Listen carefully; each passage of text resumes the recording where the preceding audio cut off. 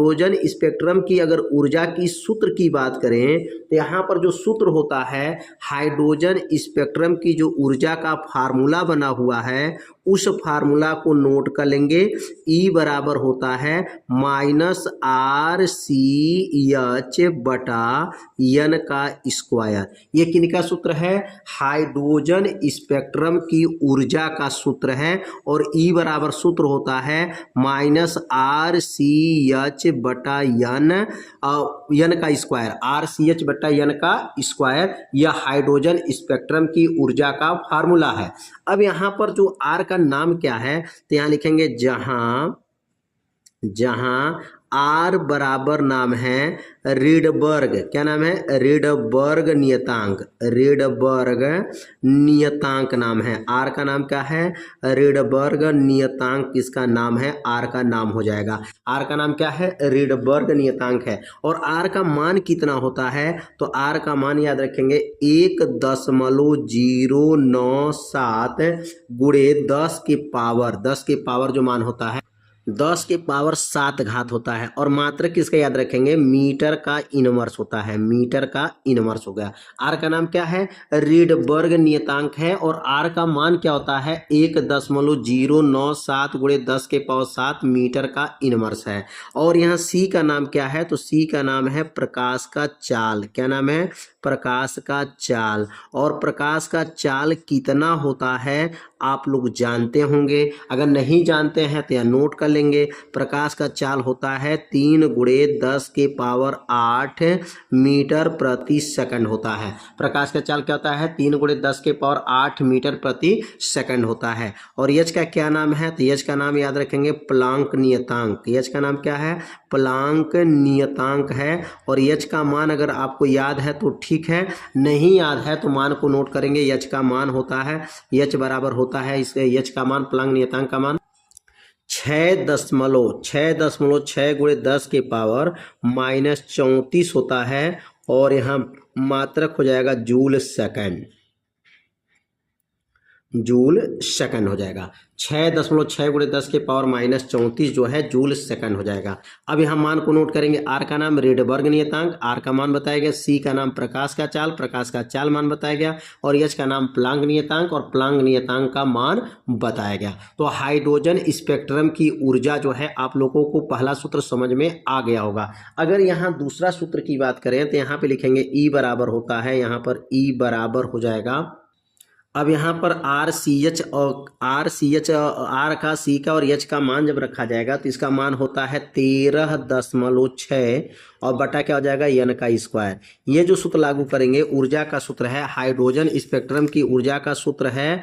तो यहाँ पर जो ऊर्जा का मान निकलेगा इलेक्ट्रॉन वोल्ट में निकलेगा। किस में निकलेगा? इलेक्ट्रॉन वोल्ट में। और ऊपर जो मान निकलेगा आर का मान, सी का और एच का मान रखेंगे और इसको जो है इलेक्ट्रॉन वोल्ट में बदलने के लिए 1.6 गुणे 10 के पावर -19 से जब भाग करते हैं तो ये इलेक्ट्रॉन वोल्ट में आ जाएगा। 13.6 इलेक्ट्रॉन वोल्ट में आ जाता है। तो ऊर्जा का दो सूत्र है, यहाँ पर ये जूल में प्रयोग कर सकते हैं और यहाँ पर इलेक्ट्रॉन वोल्ट में जो है ज्ञात कर सकते हैं। तो यह हाइड्रोजन स्पेक्ट्रम की दोनों ऊर्जा का जो है सूत्र आप सभी विद्यार्थी नोट कर लीजिए। अब अगला जो सूत्र होता है हाइड्रोजन स्पेक्ट्रम की तरंगदैर्घ्य। अब यहाँ दूसरा सूत्र नोट करेंगे। अगला हाइड्रोजन स्पेक्ट्रम, क्या लिखेंगे यहाँ पर? हाइड्रोजन लिखेंगे यहाँ पर, हाइड्रोजन स्पेक्ट्रम।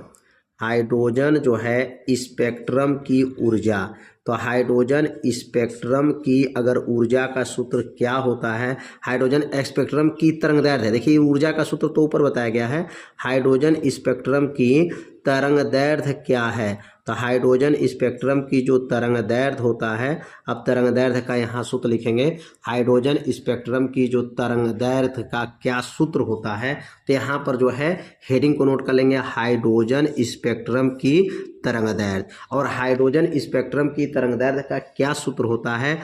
1/λ होता है, बराबर हो गया, आर हो जाएगा, कोष्टक में हो जाएगा 1/N1 का वर्ग हो जाएगा -1/n2 का वर्ग हो जाएगा। अब क्या बनेगा यहाँ पर 1/λ बराबर r कोष्टक में 1/n1 का वर्ग बट्टा -1/n2 का वर्ग हो जाएगा। ये जो सूत्र बनेगा हाइड्रोजन स्पेक्ट्रम की तरंगदैर्घ्य का जो है ये सूत्र बन जाएगा। और हाइड्रोजन स्पेक्ट्रम की तरंगदैर्घ्य में ये जो सूत्र बना है, आर का नाम तो आप लोग जाने गए हैं कि आर का नाम होता है रिडबर्ग नियतांक होता है। और ये रिडबर्ग नियतांक का मान जो है 1.097 × 10⁻7 मीटर का इनवर्स होता है। और यहाँ पर जो है n1 का नाम क्या है, पहली स्तर की संख्या है, और n2 का नाम क्या है, दूसरी स्तर की संख्या है, और लेम्डा का नाम जो है क्या है, तरंगदैर्घ्य है। अब यहाँ n1 का नाम क्या रखेंगे, तो लिखेंगे यहाँ पर n1 का नाम हो जाएगा प्रथम क्वांटम संख्या। क्या नाम रहेगा यहाँ पर, प्रथम क्वांटम संख्या। प्रथम लिखेंगे यहाँ पर क्वांटम संख्या। n1 का नाम है प्रथम क्वांटम संख्या हो जाएगा। और n2 का नाम क्या हो जाएगा, तो लिखेंगे यहाँ पर n2 बराबर हो जाएगा द्वितीय क्वांटम संख्या। द्वितीय क्वांटम संख्या, क्वांटम संख्या। और यहाँ पर r का नाम क्या है, तो r का नाम यहाँ नोट कर लेंगे, r का नाम है रिडबर्ग नियतांक। r का नाम क्या बताया है, रिडबर्ग नियतांक। रिडबर्ग नियतांक हो जाएगा।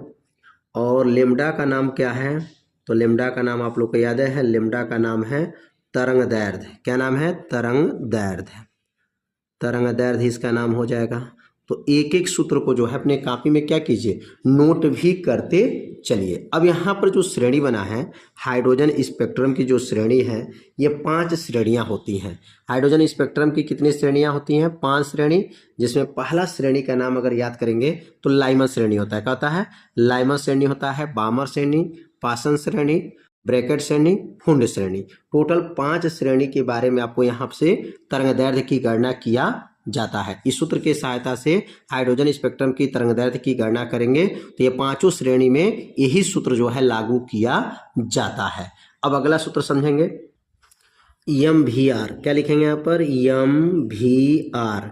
किन का नियम लिखेंगे, अब निल्स बोर का जो नियम क्या होता है, तो निल्स बोर का नियम में लिखेंगे MVR बराबर होता है NH/2π। ये सूत्र होता है। किन का सूत्र है यह, निल्स बोर का नियम होता है MVR बराबर NH/2π। सूत्र इसका है। जहाँ m का नाम क्या है, तो लिखेंगे जहाँ m का नाम है द्रव्यमान। m का नाम क्या है, द्रव्यमान। और v का क्या नाम है, तो v का नाम इलेक्ट्रॉन का वेग। क्या लिखेंगे, इलेक्ट्रॉन का वेग लिख सकते हैं। r का नाम क्या है, मतलब वृत्तीय कक्षा की त्रिज्या। क्या लिखेंगे आपका, वृत्तीय कक्षा की जो है, या वृत्तीय पथ की जो लिख सकते हैं, वृत्तीय पथ की जो है त्रिज्या का यह सूत्र है। वृत्तीय पथ का जो है त्रिज्या हो जाएगा, इसका प्रतीक r का नाम हो जाएगा। ये किनका सूत्र है, निल्स बोर का जो नियम होता है, क्या सूत्र बनाए थे, तो MVR बराबर NH बटा क्या होता है, यहाँ पर होता है 2π होता है। अगर यहाँ पर बात करें कि यहाँ ऊर्जा का क्या सूत्र होता है, यहाँ लिखेंगे यहाँ पर हाइड्रोजन स्पेक्ट्रम की जो ऊर्जा था, इलेक्ट्रॉन के लिए जो ऊर्जा होता है वह सूत्र क्या होता है, तो यहाँ ऊर्जा का सूत्र नोट कर लेंगे यहाँ पर। तो यहाँ पे लिख लेंगे इलेक्ट्रॉन की जो ऊर्जा है, इलेक्ट्रॉन की जो ऊर्जा है, इलेक्ट्रॉन की ऊर्जा जब एक स्तर से दूसरी स्तर में जाती है तो डेल E बराबर सूत्र हो जाएगा E2 - E1। यह सूत्र हो जाता है। इलेक्ट्रॉन की ऊर्जा डेल E बराबर E2 - E1। दूसरा सूत्र होता है यहाँ पर डेल E बराबर होता है HC, H गामा भी हो लिख सकते हैं। H जो है न्यू बोलते हैं, इसको क्या बोलते हैं, H न्यू, H न्यू बोला जाता है। और यहाँ लिखेंगे डेल E बराबर H न्यू को जब हटाएंगे तो C/λ होता है। तो यहाँ पर इलेक्ट्रॉन की जो ऊर्जा हुआ, 3 सूत्र आपको याद रखेंगे। डेल E बराबर H न्यू, HC/λ, और लेम्डा का नाम क्या होता है, तो लेम्डा का नाम तरंगदैर्घ्य होता है। अब अगला सूत्र समझेंगे। अब यहाँ लिखेंगे हाइड्रोजन परमाणु की, अगला लिखेंगे यहाँ पर हाइड्रोजन परमाणु की त्रिज्या का सूत्र क्या है। हाइड्रोजन परमाणु की जो त्रिज्या है वो त्रिज्या का सूत्र क्या है, आर अनकर्मानुपाती एन स्क्वायर, आर अनकर्मानुपाती एन का स्क्वायर। अगर R1 बटा R2 बराबर EN1 बटा EN2 का स्क्वायर हो जाएगा, या R1 बटा R2 EN1 बटा EN2 का क्या बनेगा, स्क्वायर हो जाएगा। ये जो सूत्र बना है हाइड्रोजन परमाणु की त्रिज्या का यह सूत्र है, R1 बटा R2 EN1 बटा EN2 का होल स्क्वायर हो जाएगा। ये दो जो है परमाणु के लिए प्रयोग किया जाता है। R का नाम क्या है, पथ की जो त्रिज्या हो जाएगा, और N का नाम क्या है, मुख्य क्वांटम संख्या इसको बोलते हैं, मुख्य क्वांटम संख्या हो जाएगा। अगला जो यहाँ पर सूत्र बनेगा, अब अगला जो सूत्र बनेगा इलेक्ट्रॉन की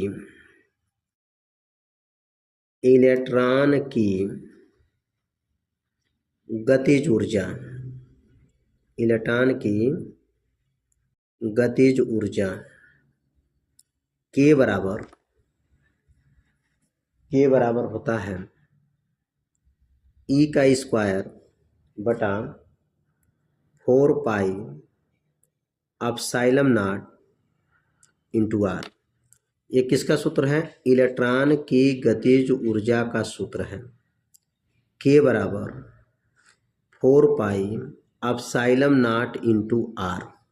ये सूत्र किसका है, याद रखेंगे, इलेक्ट्रॉन की गतिज ऊर्जा का सूत्र है। अब अगला स्थितिज ऊर्जा का क्या सूत्र है, अब अगला जो लिखेंगे इलेक्ट्रॉन की स्थितिज ऊर्जा, और स्थितिज ऊर्जा का जो सूत्र होता है U बराबर माइनस होता है, यहाँ पर U बराबर माइनस 1 बटा 4 पाई एप्सिलॉन नॉट, 1 बटा 4 पाई एप्सिलॉन नॉट E का स्क्वायर बटा R होता है।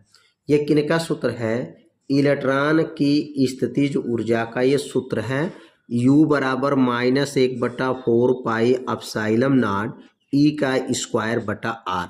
अब यहाँ पर है, यहाँ इलेक्ट्रॉन की कुल ऊर्जा क्या सूत्र है। अगला जो बनेगा इलेक्ट्रॉन की कुल ऊर्जा का सूत्र क्या है, इलेक्ट्रॉन की कुल ऊर्जा का जो सूत्र बनेगा E बराबर जो सूत्र बनेगा यहाँ पर E का स्क्वायर बटा 8 pi epsilon naught into R, E का स्क्वायर बटा 8 pi epsilon naught into R. ये जो सूत्र बना है इलेक्ट्रॉन की यह कुल ऊर्जा का ये सूत्र है। यह इलेक्ट्रॉन की स्थितिज ऊर्जा हो गया, और ये इलेक्ट्रॉन की जो है कुल ऊर्जा का यह सूत्र बन गया। तो ये दो सूत्र जो है आप लोगों को यहाँ पर 3 सूत्र, इलेक्ट्रॉन की गतिज ऊर्जा, इलेक्ट्रॉन की स्थितिज ऊर्जा और इलेक्ट्रॉन की कुल ऊर्जा, आप लोगों को अच्छे से समझ में आ गया होगा। तो यहाँ पर जो सूत्र बताया जा रहा है इसको अपने कॉपी में क्या कीजिए, नोट भी करते चलिए, जिससे न्यूमेरिकल हल करने में आपको क्या रहेगा, आसानी रहेगी।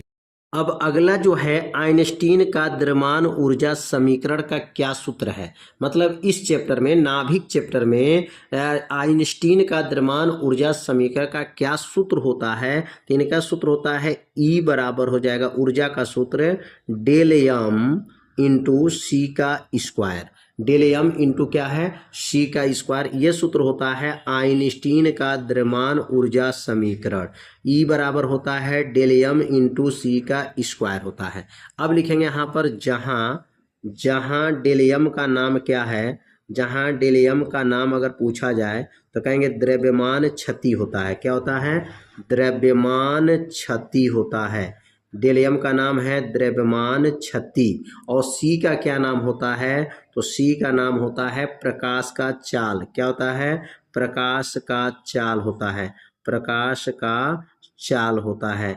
और प्रकाश का चाल का मान कितना होता है, तो यहाँ पर लिखेंगे प्रकाश का चाल C का मान होता है 3 गुणे, इसका मान होता है 3 गुणे 10 के पावर 8 मीटर प्रति सेकंड होता है। प्रकाश का चाल कितना है, c बराबर 3 गुणे 10 की पावर 8 मीटर प्रति सेकंड होता है। यह किनका सूत्र है, तो आइंस्टीन का द्रव्यमान ऊर्जा समीकरण का सूत्र क्या होता है। आइंस्टीन साहब ने क्या बताए थे, द्रव्यमान को ऊर्जा में और ऊर्जा को द्रव्यमान में बदला जा सकता है और इसी सूत्र के सहायता से जो ऊर्जा का मान निकाल सकते हैं, द्रव्यमान क्षति का मान निकाल सकते हैं। तो उम्मीद करते हैं यह आइंस्टीन का द्रव्यमान ऊर्जा समीकरण का सूत्र आप लोगों को अच्छे से समझ में आ गया होगा।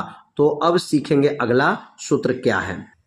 तो द्रव्यमान क्षति का जो है क्या सूत्र होता है, द्रव्यमान क्षति ज्ञात करने के लिए क्या फार्मूला बना है। अब यहाँ पे द्रव्यमान क्षति के लिए फार्मूला यहाँ नोट करेंगे कि द्रव्यमान क्षति का क्या फार्मूला बना। तो लिखेंगे द्रव्यमान क्षति बराबर, इसका सूत्र होता है द्रव्यमान क्षति बराबर, अब यहाँ सूत्र हो जाएगा न्यूक्लियानों की संख्या।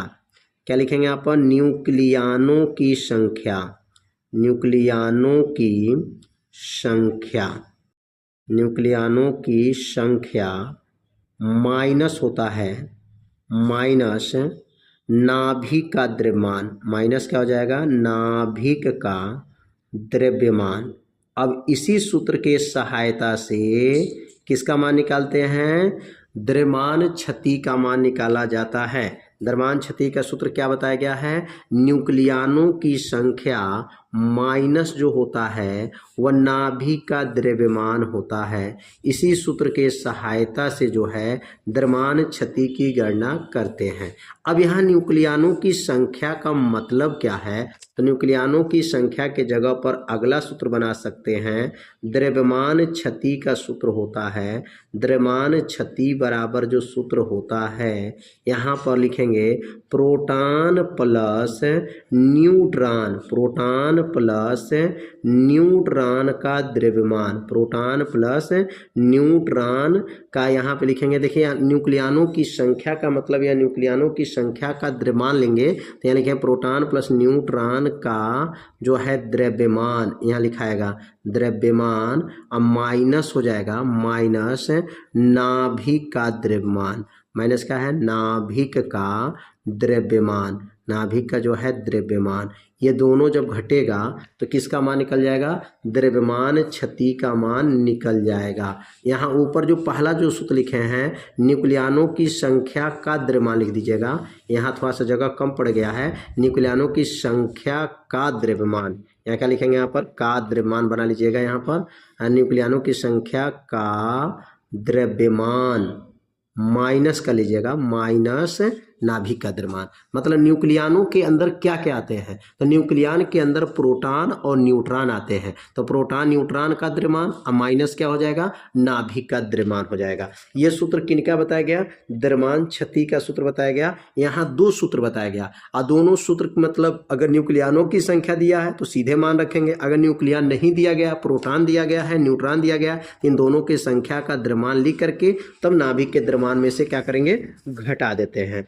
अगला जो सूत्र बनता है यह होता है बंधन ऊर्जा, और ये बंधन ऊर्जा पर सवाल हर साल आता है। तो बंधन ऊर्जा का सूत्र सभी लोग याद रखिएगा, बंधन ऊर्जा का सूत्र होता है B बराबर होता है डेल यम गुणे 931, क्या होता है 931, आज जो यह मान निकलता है तो मिलियन इलेक्ट्रॉन वोल्ट में ही निकलता है, MeV में। तो क्या लिखेंगे, बंधन ऊर्जा का जो सूत्र होगा डेल यम बराबर 931 मिलियन इलेक्ट्रॉन वोल्ट होता है।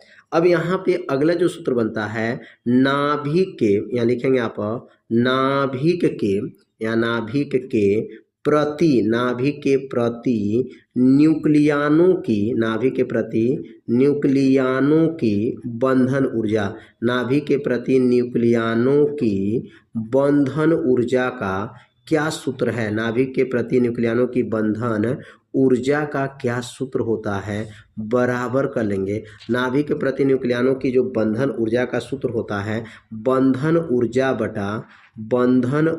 बटा द्रव्यमान संख्या, बंधन ऊर्जा बटा क्या होता है, द्रव्यमान संख्या होता है, द्रव्यमान संख्या होता है। यह किनका सूत्र है? तो यह जो सूत्र बना है यह है न्यूक्लियानों के प्रति बंधन ऊर्जा का सूत्र होता है, बंधन ऊर्जा बटा जो है द्रव्यमान संख्या। इस सूत्र के सहायता से जो है न्यूक्लियानों की बंधन ऊर्जा की गणना किया जाता है। यह सूत्र पर हमेशा सवाल पूछा जाता है, तो आप सभी लोग इस सूत्र को क्या करिएगा, याद कर लीजिएगा। नाभिक के प्रति न्यूक्लियानों के बंधन ऊर्जा का सूत्र क्या है? बंधन ऊर्जा बटा क्या होता है? द्रव्यमान संख्या होता है। यहाँ 3 सूत्र जो है आपको महत्वपूर्ण बताया गया, द्रव्यमान क्षति, बंधन ऊर्जा, नाभिक के प्रति न्यूक्लियानों की बंधन ऊर्जा। ये तीनों सूत्र पर हमेशा न्यूमेरिकल पूछा जाता है, इसलिए इस सूत्र को जो है आप सभी लोग अच्छे से क्या कर लीजिएगा, तैयार कर लीजिएगा। अब यहाँ पर इसमें प्रश्न आ जाता है कि अगर यहाँ पर ऊर्जा किसमें निकाला गया है, मतलब बंधन ऊर्जा का मान निकालना हो तो किसमें निकालते हैं? तो यहाँ पर हमेशा ऊर्जा जो है MeV में ही यहाँ पर ऊर्जा निकाला जाता है। तो उम्मीद करते हैं तीनों जो है सूत्र आप लोगों को अच्छे से समझ में आ गया होगा। तो अब जो है अगला सूत्र समझेंगे। अगला सूत्र क्या है? अब अगला सूत्र के बारे में समझेंगे। अब यहाँ पे सूत्र नोट करेंगे, औसत आई। अब औसत आई का क्या सूत्र होता है? तो औसत आई बराबर क्या सूत्र बना है? तो लिखेंगे यहाँ पर 1/6 नियतांक। क्या लिखेंगे यहाँ पर? 6 नियतांक कह सकते हैं, 6 नियतांक। ये किनका सूत्र है? औसत आई का सूत्र होता है, 6 नियतांक का सूत्र होता है। और औसत आय को देखिए कई जगह टाउ से दिखाते हैं और कई जगह बड़ा टी से दिखाते हैं। तो यहाँ पे लिखेंगे टाउ हो जाएगा, क्योंकि फिजिक्स में यहाँ टाउ से प्रदर्शित करेंगे, और यहाँ पर 6 नियतांक को लेमडा से प्रदर्शित किया गया है। तो टाउ बराबर 1/लेमडा हो जाएगा। या टी बराबर अगर लिखना चाहें तो टी बराबर जो है 6 नियतांक को के से भी प्रदर्शित करते हैं, तो यहाँ पर जो है लेमडा से प्रदर्शित किया जाएगा। तो टाउ का सूत्र आप लोग को याद होगा 1/लेमडा, और लेमडा का नाम क्या है? 6 नियतांक होता है। अब यहाँ पर औसत आयु क्या लिखेंगे? यहाँ पर औसत आयु और अर्ध आयु, औसत आयु और अर्ध आयु में क्या संबंध है? औसत आयु और अर्ध आयु में क्या संबंध है? अर्ध आयु में संबंध, अर्ध आयु में क्या है? संबंध। तो औसत आयु और अर्ध आयु में क्या संबंध है? इस संबंध को जो है आप लोग याद रखिएगा, क्योंकि यह प्रश्न भी कई बार पेपर में पूछा जा चुका है। टाउ बराबर होता है 1.44 टी हाफ होता है। टाउ पर क्या होता है? 1.44 जो है टी हाफ होता है। और टी हाफ का क्या नाम है? तो लिखेंगे यहाँ पर टी हाफ का जो नाम है, टी हाफ का नाम है और अर्ध आई नाम है। क्या नाम है? अर्ध आई नाम है। अर्ध माने आधा, आई माने उम्र, आधा बरस इसको कहा जाता है। और अर्ध आई का सूत्र क्या बना है? तो टी हाफ का सूत्र होता है 0.693 बटा जो है लेमडा होता है। लेमडा का नाम क्या है? 6 नियतांक है। तो टी हाफ का सूत्र आप लोग को याद होगा 0.693 बटा लेमडा, और लेमडा का नाम क्या है? तो यहाँ पर लेमडा का नाम 6 नियतांक होता है। तो यहाँ औसत आयु और अर्ध आयु में क्या संबंध है बताया गया, और टी हाफ का मान बताया गया। टी हाफ का नाम क्या है? और जो है अर्ध आयु है, और अर्ध आयु का सूत्र क्या होता है? 0.693 बटा लेमडा होता है। अब अगला जो सूत्र है रेडियो एक्टिव सक्रियता। रेडियो एक्टिव सक्रियता का क्या सूत्र होता है? तो यहाँ लिखेंगे रेडियो एक्टिव सक्रियता। रेडियो एक्टिव जो है सक्रियता, रेडियो एक्टिव सक्रियता का सूत्र क्या होता है? बराबर 1/6 होने की दर। क्या हो जाएगा यहाँ पर? 6 होने की दर, 6 होने की दर। यह सूत्र किनका है? यह जो सूत्र है रेडियो एक्टिव सक्रियता का सूत्र होता है यहाँ पर 1/6 होने की दर। अब यहाँ पर इस सूत्र को जो है नोट कर लेंगे, और इस सूत्र के सहायता से जो है यहाँ पर न्यूमेरिकल को हल किया जाएगा। एक एक सूत्र को अगर आपको तैयार है तो अभ्यास हल करने में बहुत ही आसानी हो जाएगा। अब यहाँ पर रेडियो सक्रियता के बाद से हम लोग पढ़ेंगे रदरफोर्ड और सोडी का क्या नियम था। तो लिखेंगे यहाँ पर रदरफोर्ड तथा सोडी का क्या नियम है। रदरफोर्ड तथा सोडी का नियम क्या है। रदरफोर्ड तथा सोडी का जो है नियम क्या बना है। तो ये अब यहाँ पे रदरफोर्ड और सोडी का नियम की बात करेंगे तो यहाँ एक एक सूत्र को जो है आप लोग याद कर लीजिए। यहाँ पे जो सूत्र बना है रदरफोर्ड और सोडी का जो नियम होता है, यहाँ पर यन बराबर होता है यन नाट होता है यन नाट और ई के पावर माइनस लेमडा टी होता है। यह सूत्र किनका है। रदरफोर्ड तथा सोडी का नियम होता है यन बराबर यन नाट माइनस लेमडा टी होता है। अब यहाँ पर यन का नाम क्या है, परमाणुओं की संख्या है और यन नाट का नाम क्या है, शेष परमाणुओं की संख्या है। यहाँ पर क्या है, परमाणुओं की संख्या और शेष परमाणुओं की संख्या। ध्यान देंगे यन का नाम क्या लिख सकते हैं, परमाणुओं की संख्या लिखा जा सकता है। ये किनका नियम है, तो ये रदरफोर्ड तथा सोडी का नियम होता है। और लेमडा का नाम तो आप लोग जाने गए हैं, 6 जो है नियतांक होता है लेमडा का और टी का नाम क्या है, तो समय होता है। तो एक एक सूत्र को जो है आप सभी लोग इसे अपने कॉपी में क्या करेंगे, नोट कर लेंगे। अगर सूत्र आपको याद है तो न्यूमेरिकल हल करने में क्या रहेगा, आपको आसानी रहेगा। अब यहाँ पर थोड़ा सा कुछ मान के बारे में समझेंगे कि थोड़ा मान आपको याद रखना पड़ेगा कि यहाँ पर एक जो है AMU, इसका कहते हैं AMU का मतलब परमाणु द्रव्यमान मात्रक इसको कहा जाता है, एटॉमिक मास यूनिट होता है। और यहाँ पर एटॉमिक मास जो यूनिट होता है उसका मान अगर ग्राम में कितना होता है तो यहाँ पर मान ग्राम में इसका नोट करेंगे 1 यहाँ पर 66 गुणे 10 के पावर -24 ग्राम होता है। माइनस देखिए यहाँ पर -24 जो है ग्राम की बात कर रहे हैं, ग्राम होता है। अगर केजी की बात करेंगे तो यहाँ पर AMU बराबर होता है 1.66 गुणे 10 के पावर -27 जो है केजी होता है। यहाँ पर एक ग्राम में है और एक जो है केजी में बताया गया है। तो यहाँ ग्राम में अगर मान पूछा जाए तो ग्राम में बताइएगा और केजी में पूछा जाएगा तो केजी में बताइएगा। और एक मान जो होता है, एक AMU का मान होता है, एक AMU का जो मान होता है, तो एक AMU का मान अगर यहाँ पर मिलियन इलेक्ट्रॉन वोल्ट में कितना होता है तो 931 मिलियन इलेक्ट्रॉन वोल्ट होता है। यहाँ पर एक AMU का मान क्या होता है, 931 मिलियन इलेक्ट्रॉन वोल्ट होता है। तो यह मान जो है बहुत बार परीक्षा में पूछा गया है कि एक AMU में कितना ग्राम होता है और एक AMU में कितना केजी होता है और एक AMU में जो है कितने ME भी होते हैं, मिलियन इलेक्ट्रॉन वोल्ट होते हैं। तो तीनों मान को जो है आप सभी विद्यार्थी अपने कॉपी में नोट कर लीजिए और इसको अच्छे से क्या कर लीजिए, तैयार कर लीजिए।